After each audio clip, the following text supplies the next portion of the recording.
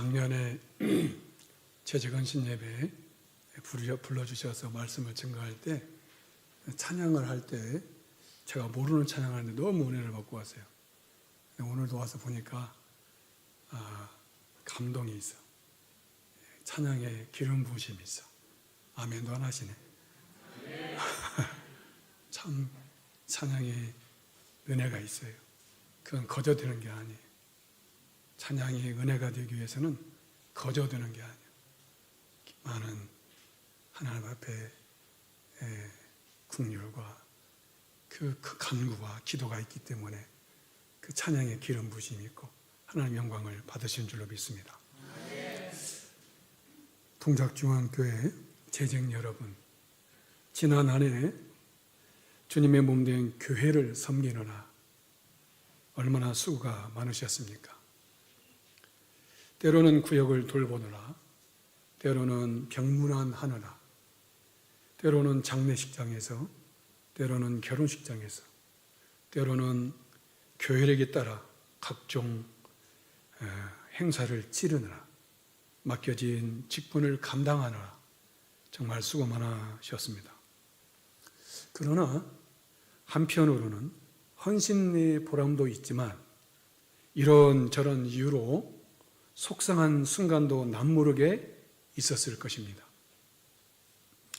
새해를 맞아 마음을 다시 한번 새롭게 하고 결단하려 하지만 솔직히 지쳐있는 분들도 있고 동력을 상실한 분도 계실 수 있습니다.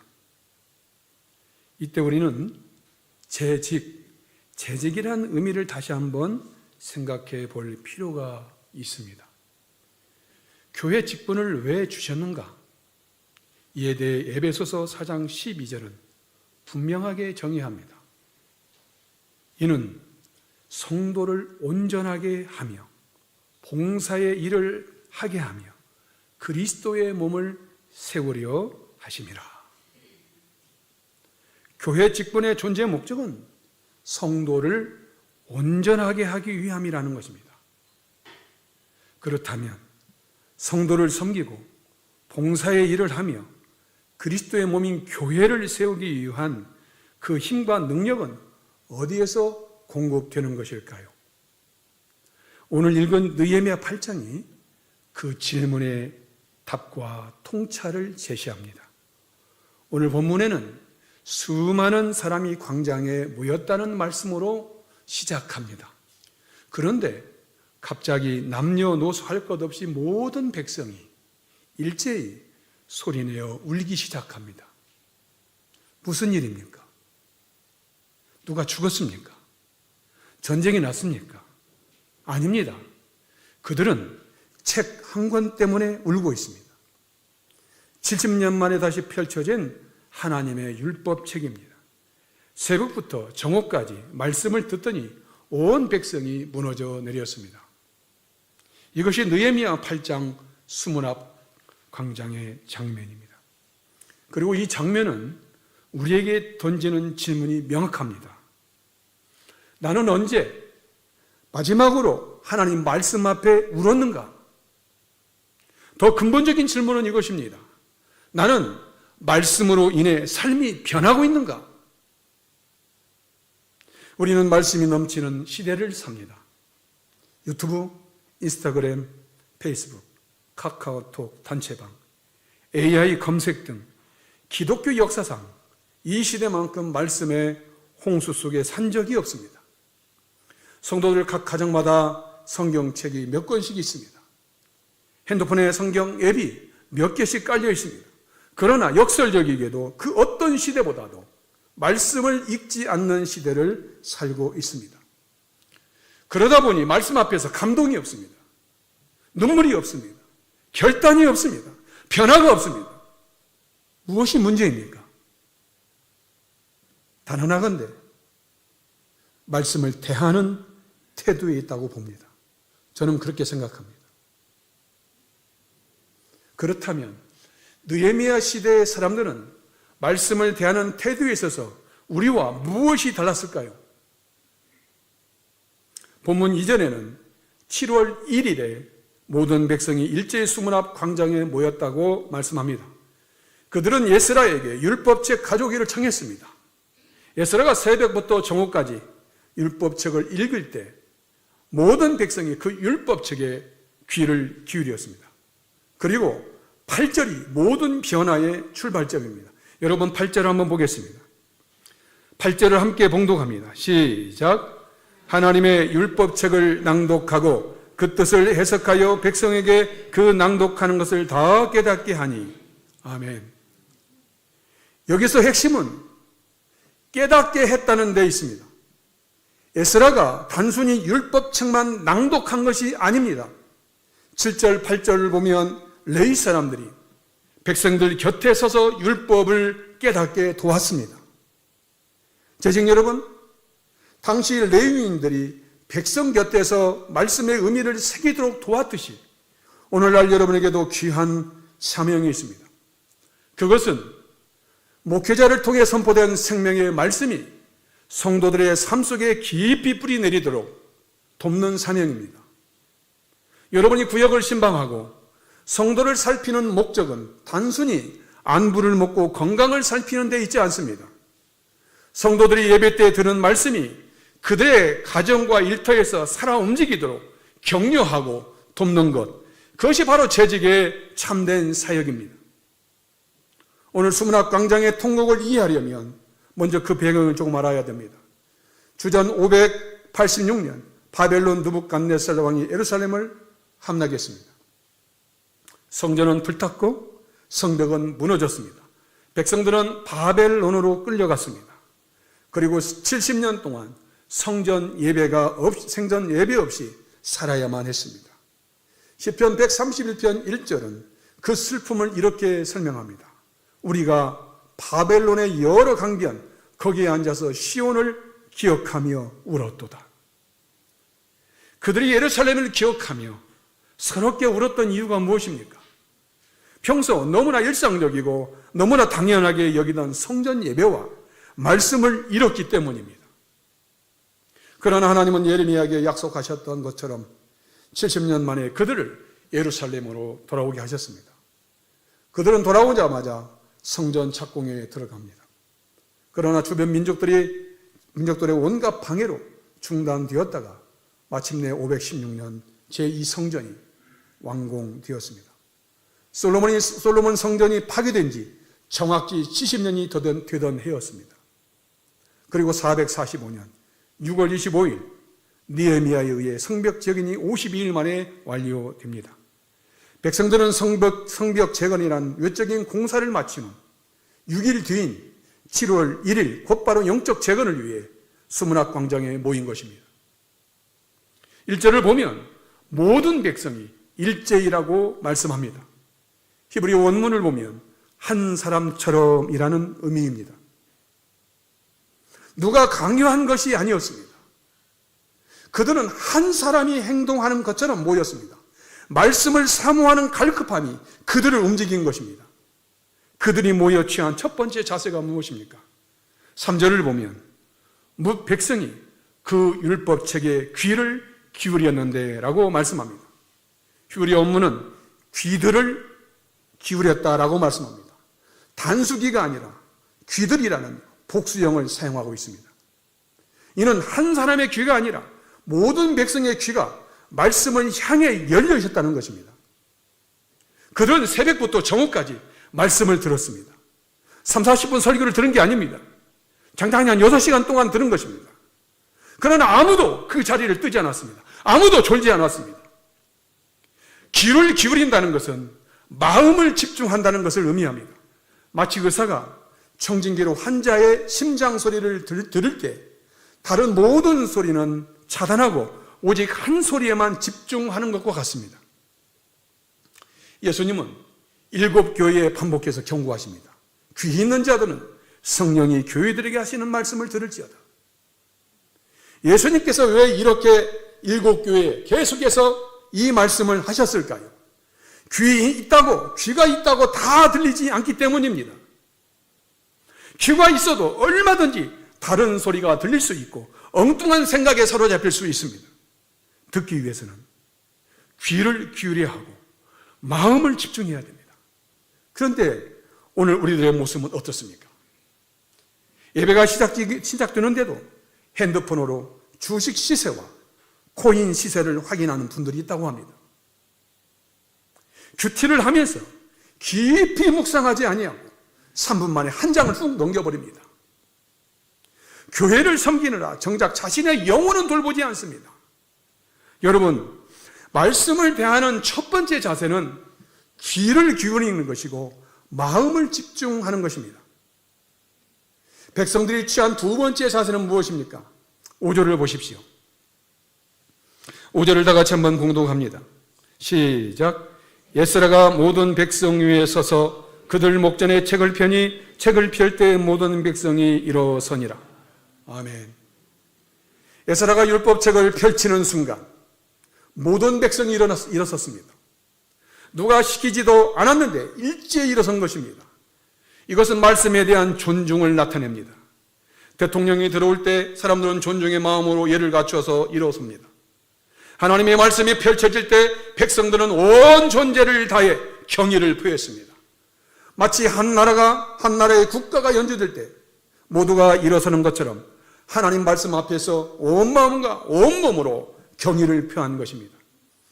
영국의 신학자 매튜 헨리는 5절을 이렇게 주석합니다. 그들이 일어선 것은 단순한 예의가 아니다. 그것은 말씀에 대한 경외심이며 하나님께 드린 예배이다. 몸의 자세가 마음의 자세를 반영하고 마음의 자세를 형성한다라고 말했습니다. 히브리서 4장 12절은 선포합니다. 하나님의 말씀은 살아있고 활력이 있어 차후의 날선 어떤 것보다도 예리하여 혼과 영과 및 관절과 골수를 찔러 쪼개기까지 하며 또 마음의 생각과 뜻을 판단하나니. 이처럼 생명력 있고 예리한 하나님의 말씀 앞에서 어떻게 축 늘어져 있을 수 있겠습니까? 어떻게 졸 수 있겠습니까? 어떻게 무감각하게 무덤덤하게 반응할 수 있습니까? 말씀을 대하는 첫 번째 자세는 마음을 모아 귀를 기울이는 것이고 두 번째 자세는 일어서는 것입니다. 말씀 앞에 일어선다는 것은 몸으로 존중을 표현한 것이고 온 존재로 말씀을 받는 것입니다. 그러므로 말씀 앞에 귀를 기울이고 일어선다는 자세는 단순한 예의를 갖추는 문제가 아닙니다. 그것은 하나님 앞에 온 존재로 나아가는 경외의 표현이요 진정한 예배를 의미하는 것입니다. 계속해서 6절을 보겠습니다. 6절 한번 다 같이 봉독합니다. 함께요. 시작. 에스라가 위대하신 하나님 여호와를 송축하며 모든 백성이 손을 들고 아멘 아멘 하고 응답하고 몸을 굽혀 얼굴을 땅에 대고 여호와께 경배하니라. 아멘. 에스라가 하나님을 송축하자 백성들은 다음과 같이 반응했습니다. 첫째, 손을 들었습니다. 손을 든다는 것은 항복의 표시이며 받아들이겠다는 태도입니다. 마치 어린아이가 부모님의 품에 안기기 위해 두 손을 들어 올리듯 하나님 앞에서 자신을 온전히 내어드리는 자세입니다. 두 번째, 아멘, 아멘으로 응답했습니다. 한 번이 아니라 두 번 외쳤습니다. 진실로, 진실로입니다. 그렇습니다. 그렇습니다. 라는 의미입니다. 이러한 화답은 말씀에 대한 전적인 동의이자 순종의 서약입니다. 고린도후서 1장 20절은 이렇게 말씀합니다. 하나님의 약속은 얼마든지 그리스도 안에서 예가 되니 그런즉 그로 말미암아 우리가 아멘하여 하나님께 영광을 돌리게 되느니라. 설교의 황제로 불리는 영국의 찰스 스펄지언이 당대의 스승으로 삼을 정도로 후대에 큰 영향력을 끼친 청교도 토마스 왓슨은 이렇게 말합니다. 아멘은 단순한 습관적 마무리가 아니다. 그것은 믿음의 도장이요 소망의 열쇠요 사랑의 서명이다. 이해가 되십니까? 아멘은 믿음의 도장이요 소망의 열쇠요 사랑의 서명이다. 재직 여러분, 오늘 헌신 예배를 드리며 여러분의 아멘은 어떤 의미를 담고 있습니까? 그것은 올 한 해에도 순종하겠습니다 라는 서약입니다. 힘들어도 섬기겠습니다 라는 결단입니다. 내 방식이 아니라 주님 방식대로 하겠습니다 라는 고백입니다. 말씀을 대하는 올바른 자세는 아멘으로 응답하는 것입니다. 말씀을 받아들이고 순종하겠다고 결단하는 것입니다. 세 번째, 그들은 엎드려 경배했습니다. 6절 후반부는 이렇게 기록합니다. 몸을 굽혀 얼굴을 땅에 대고 여호와께 경배하니라. 이스라엘 백성 전체가 수문 앞 광장에서 얼굴을 땅에 대고 엎드렸습니다. 수많은 사람들이 일제히 엎드린 것입니다. 이것은 완전한 복종과 가장 깊은 겸손의 표현입니다. 여러분, 이 말을 땅에 댄다는 것은 하나님의 거룩하신 말씀 앞에 인간이 취할 수 있는 최고의 태도입니다. 4세기 후반에서 5세기 초반에 활동한 동방교부 요한 크리소스톰은 설교의 탁월함 때문에 그가 죽은 후 사후에 골든마우스, 황금의 입이라는 별칭이 붙어졌습니다. 어느 날 크리소스톰이 설교할 때 사람들이 박수하며 환호했습니다. 그러자 그는 설교를 멈추고 말했습니다. 여러분의 박수를 보니 내 설교가 오락거리가 되었음을 알겠습니다. 하나님의 말씀 앞에서는 박수가 아니라 경외심으로 떨어야 합니다. 거룩하신 하나님 앞에서 인간이 취할 수 있는 가장 겸손한 태도는 하나님 앞에 엎드리는 것입니다. 그러나 오늘 이 시대는 어떻습니까? 말씀 앞에서 겸손을 잃어버렸습니다. 오히려 하나님의 말씀을 판단하려 듭니다. 이 설교는 별로야. 이 말씀은 이해가 안 돼. 라고 재단합니다. 우리는 말씀 아래에 서야 할 존재임에도 말씀 위에 서야 하는 것입니다. 말씀이 우리를 판단하는 것이지 우리가 말씀을 판단하는 것이 아닙니다.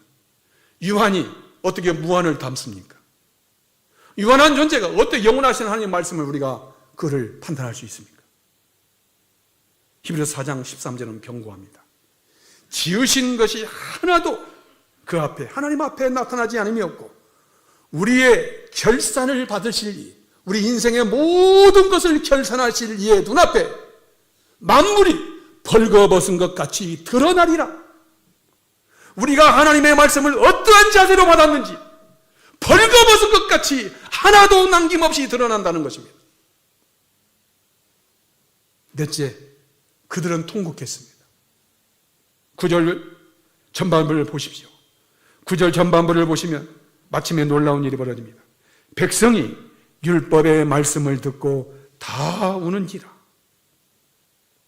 여기서 다 우는지라에 주목해야 됩니다. 몇몇 사람이 아닙니다. 모든 백성이 소리내어 통곡했습니다. 말씀이 그들의 마음을 찔렀습니다. 사도행전 2장 30절을 보면 오순절 성령 강림 이후에 베드로가 설교합니다. 그 설교를 듣고 그들이 이 말을 듣고 베드로의 설교를 듣고 마음에 찔려라고 말씀합니다.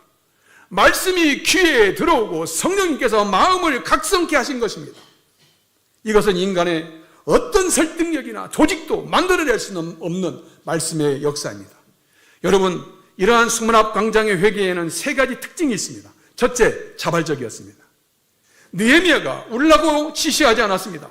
에스라가 회개하라고 명령하지 않았습니다. 말씀이 마음을 찔렀을 때 저절로 터져나온 반응이었습니다. 성령님께서 말씀의 능력으로 그들의 속사람을 흔들어 깨우신 것입니다. 둘째, 동시에 일어났습니다. 한 사람의 울음이 다른 사람에게 전염된 것이 아닙니다. 한 사람이 울기 시작하다 다른 사람이 전염된 것이 아닙니다. 마치 오케스트라가 지휘자의 손짓에 일제히 연주를 시작하듯 말씀이 임하는 순간 모든 마음이 동시에 무너진 것입니다. 이것은 인간이 조작하거나 연출할 수 없는 장면입니다. 셋째, 구별이 없었습니다. 남자와 여자, 어른과 아이, 부자와 가난한 자, 제사장과 평민이 모두 함께 울었습니다. 말씀 앞에서는 모든 계층적 차이가 무너집니다. 모두가 같은 죄인이요, 같은 은혜의 대상이기 때문입니다. 이제 수문 앞 광장은 단순한 장소가 아니라 성령님께서 역사하시는 거룩한 회개 현장이 되었습니다. 그 울음은 인간이 만들어낼 수 없는 말씀의 능력이었습니다. 그렇다면 그들은 왜 울었을까요? 왜 울었습니까? 첫째, 자신들의 죄를 깨달았기 때문입니다. 에스라가 낭독한 율법은 아마 신명기였을 것입니다. 신명기 18장 15절은 경고합니다. 네가 만일 네 하나님 여호와의 말씀을 순종하지 아니하여 내가 오늘 네게 명령하는 그 모든 명령과 규례를 지켜 행하지 아니하면 이 모든 저주가 네게 임하며 네게 이를 것이니. 백성들은 바벨론 포로가 우연이 아니었다는 것을 깨달았습니다. 하나님의 말씀대로 이루어진 심판이었다는 것을 깨달았습니다. 두 번째, 그들이 왜 울었는가? 축적된 영적 무지와 잃어버린 세월에 대한 회한 때문입니다. 바벨론 포로 70년과 귀환 후 성벽이 재건되기까지는 90여 년의 세월, 합치면 무려 160년이라는 긴 시간이 흘렀습니다. 그 시간 동안 이스라엘은 말씀의 통치를 잃어버린 채 살았습니다. 포로기에는 성전이 없어 제사를 드리지 못했고, 귀환 후에는 먹고 사는 문제와 대적들의 방해에 치여서 하나님의 말씀을 체계적으로 배우거나 가르칠 여유가 없었습니다.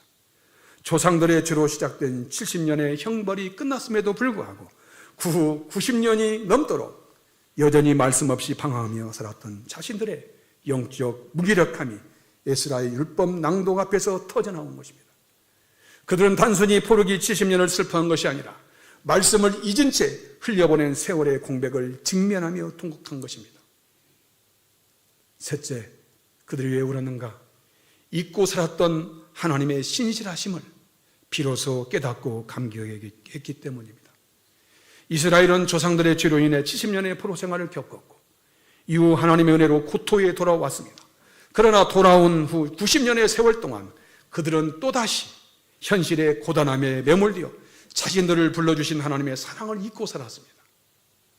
그런데 그들은 낭독되는 율법을 통해 깨달았습니다. 자신들이 하나님을 잊고 방황했던 그 긴 시간 동안에도 하나님은 단 한순간도 자신을 포기하지 않으셨다는 사실 말입니다. 에레미야 31장 3절은 말씀합니다. 내가 영원한 사랑으로 너를 사랑하기에 인자함으로 너를 이끌었다라는 말씀이, 그 약속이 변함없이 흐르고 있었음을 확인한 것입니다. 수문학강장의 눈물은 뒤늦게 깨달은 자신들의 불신앙에 대한 부끄러움이자 끝까지 기다려주신 하나님의 신실한 사랑에 대한 뜨거운 응답이었습니다.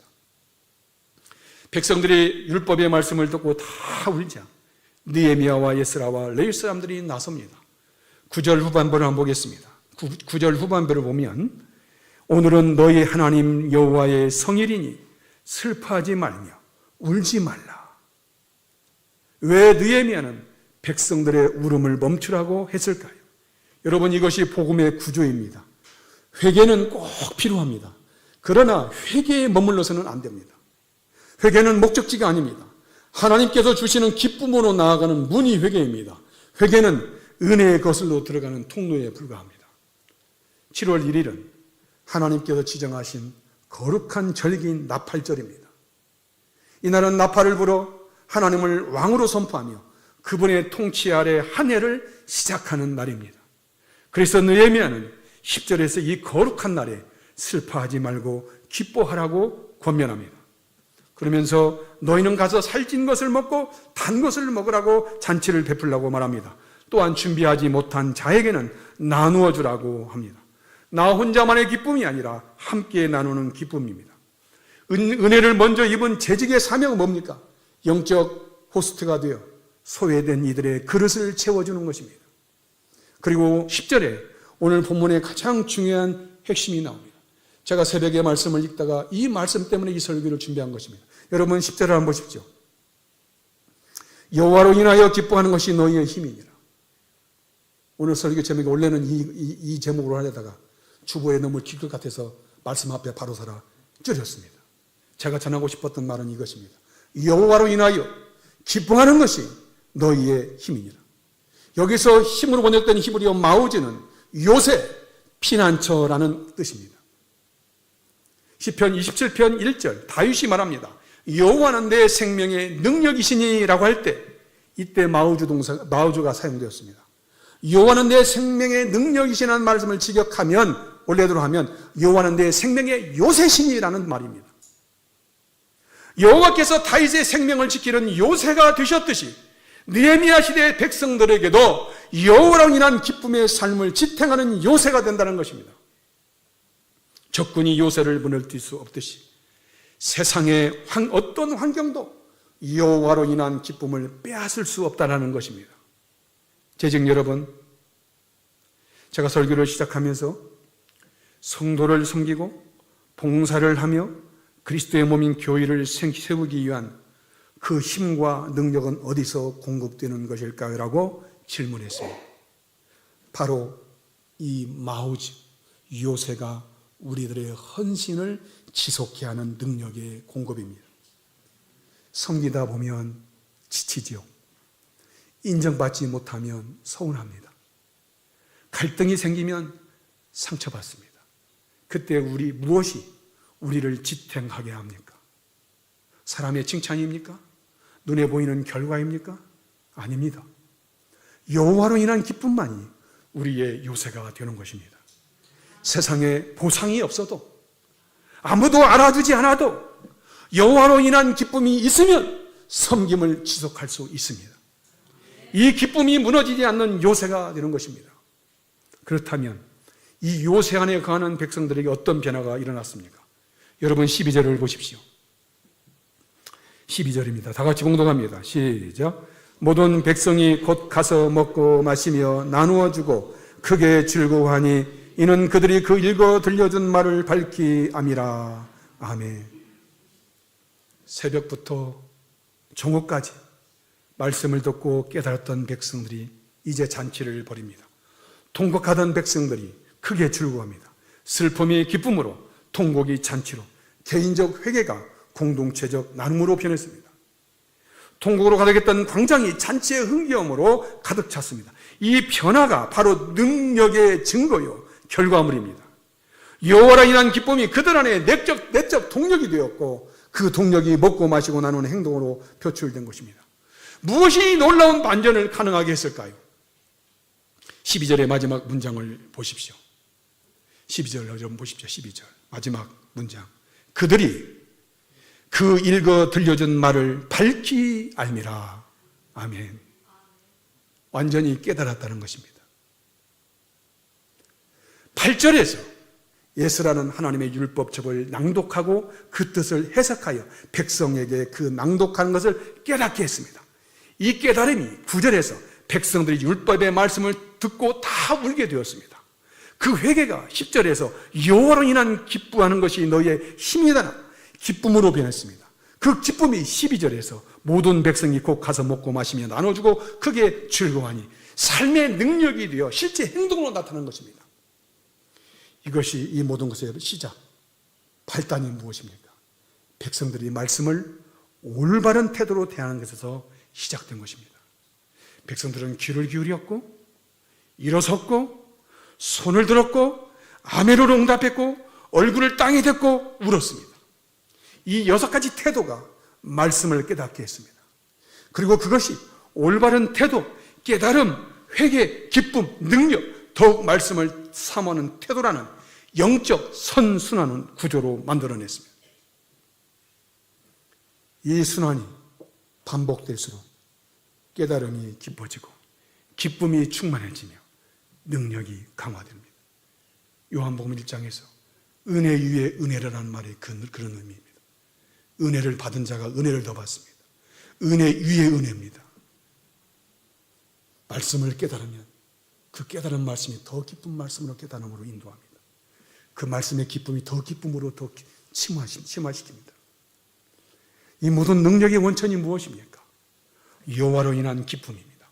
그리고 그 기쁨은 어디서 시작되었습니까?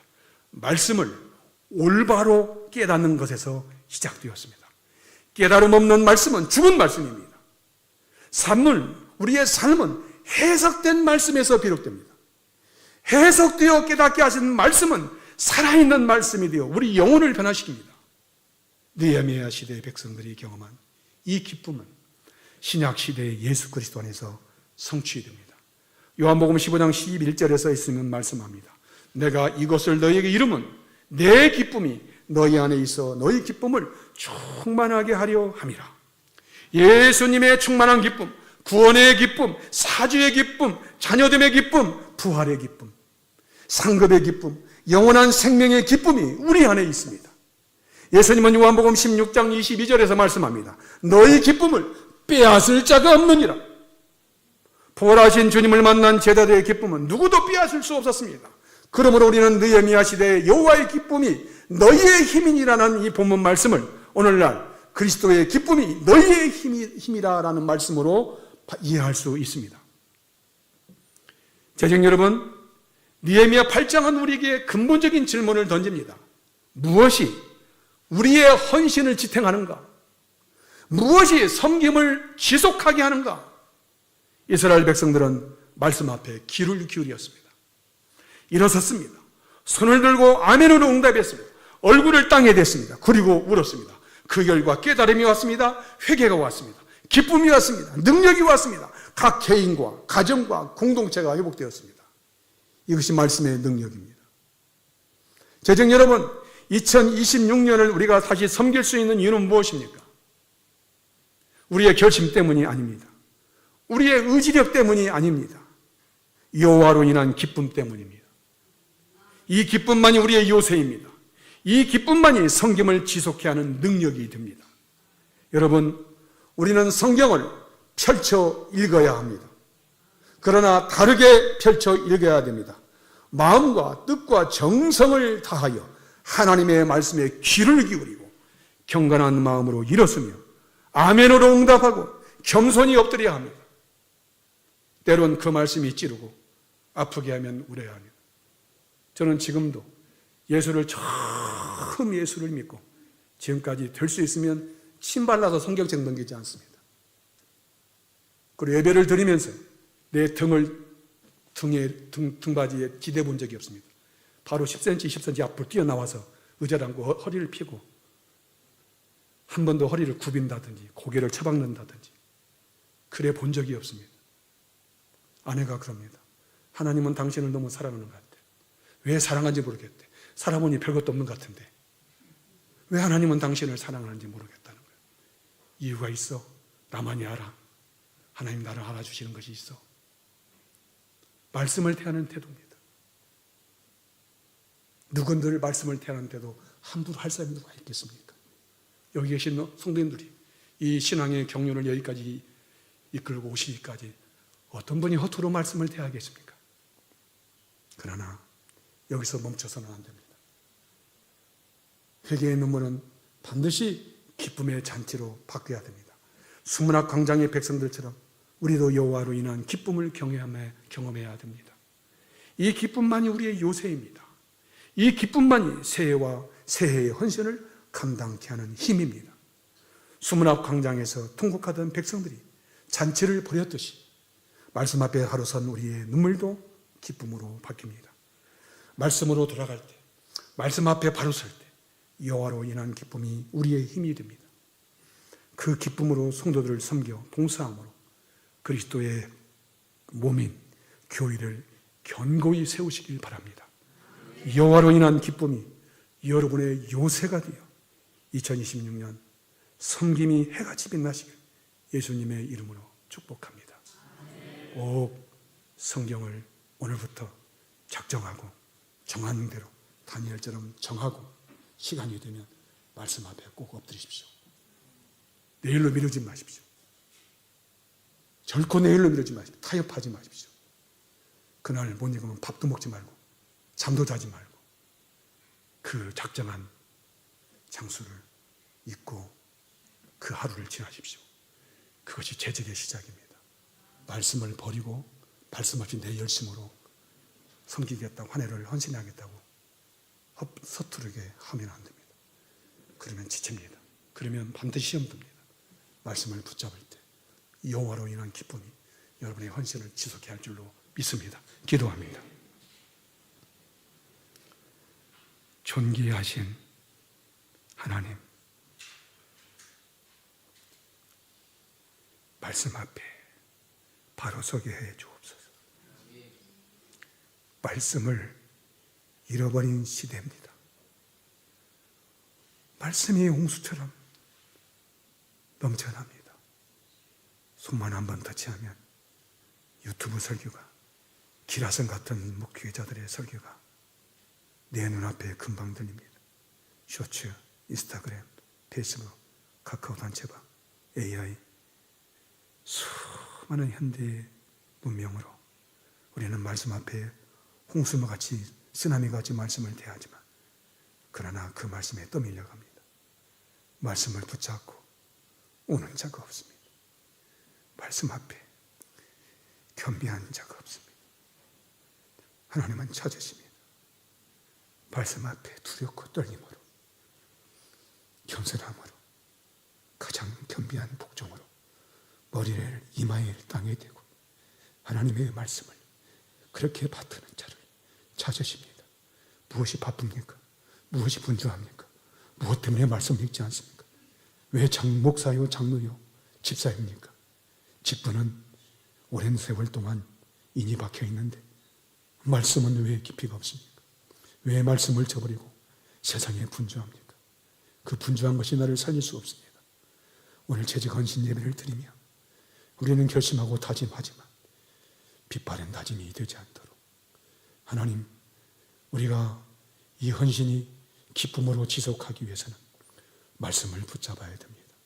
가장 겸손한 마음으로, 하나님 가장 우선하는 마음으로 하나님의 말씀을 내 삶의 가장 우선에 두고, 가장 최우선에 두고 말씀을 사모할 때 사슴이 시냇물을 찾기에 갈급한 것처럼 포수가 그 시냇물로 사슴을 먹으면 총을 쏜다는 걸 뻔히 알면서도 사슴은 갈급하여 그 시냇물을 찾아갑니다.